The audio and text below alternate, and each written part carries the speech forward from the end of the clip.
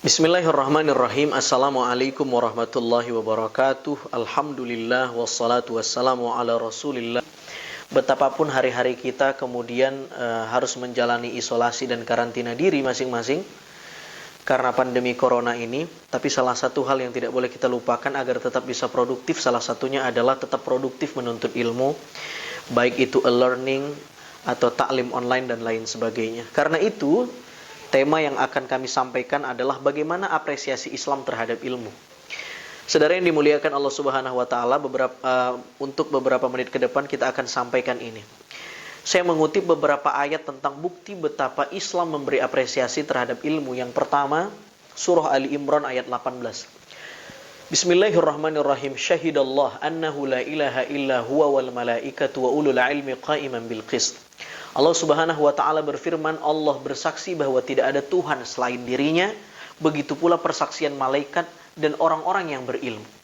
Ketika menafsirkan ayat ini, Imam Jalaluddin As-Suyuti mengatakan ayat ini menjadi bukti bahwa satu-satunya manusia yang derajatnya sama dengan para malaikat adalah manusia yang berilmu. Karena Allah mempadankan atau mensejajarkan orang-orang berilmu dan para malaikat pada satu ayat. Syahidallah annahu la ilaha illa huwa wal malaikatu wa ulul ilmi. Al malaikah wa ulul ilmi. Saudara yang dimuliakan Allah, itu yang pertama. Jadi luar biasa keutamaan kita yang menuntut ilmu ini, yang tetap istiqomah dan konsisten, kedudukan kita seperti layaknya malaikat. Yang kedua, surah Al-Baqarah ayat 30. Pada ayat 30 Allah berfirman bercerita tentang bagaimana proses mandataris pengangkatan khalifah Nabi Adam. Wa idh qala rabbuka lil malaikati inni ja'ilun fil ardi khalifah. Lalu kemudian ada asumsi dan kekhawatiran para malaikat, ditakutkan khalifah atau masterpiece yang bernama manusia yang akan diciptakan oleh Allah itu ataj'alu fiha man yufsidu fiha wa yasfikud dima, akan saling menumpahkan darah dan saling berbuat kerusakan. Di ayat 31 Allah berfirman wa 'allama Adam al-asma'. Allah mengajarkan ilmu kepada Nabi Adam. Ayat ini menunjukkan satu-satunya syarat untuk mensukseskan kerja kekhalifahan manusia di bumi adalah ilmu. Dan hanya dengan ilmu yang bisa menghindarkan manusia dari berbuat kerusakan dan menumpahkan darah. Saudara yang dimuliakan Allah Subhanahu wa taala, lalu di ayat 34 Allah Subhanahu wa taala berfirman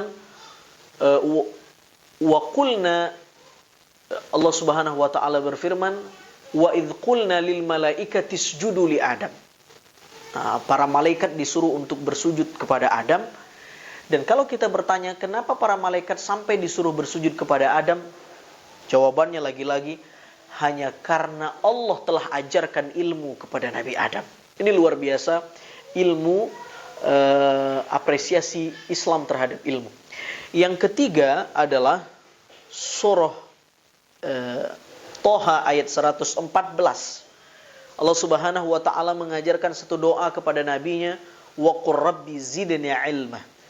Tuhan, tambahkan kepada kami ilmu.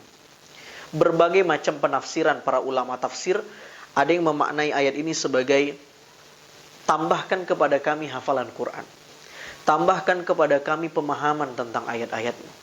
Ada yang menjelaskan tambahkan kepada kami ilmu secara umum yang dengan ilmu itu kami makin dekat kepadamu.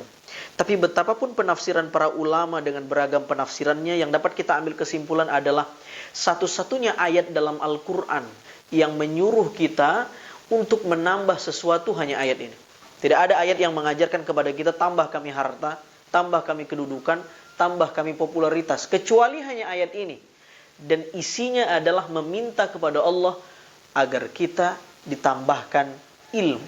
Mudah-mudahan 3 ayat yang saya sadur dari Al-Quran ini bisa menambah motivasi kita. Di tengah-tengah pandemi corona ini, betapapun sulitnya untuk bisa tetap konsisten menuntut ilmu, tapi mudah-mudahan kita termasuk orang-orang yang istiqomah dalam hal tersebut. Hadanallahu wa iyyakum ajma'in. Assalamualaikum warahmatullahi wabarakatuh.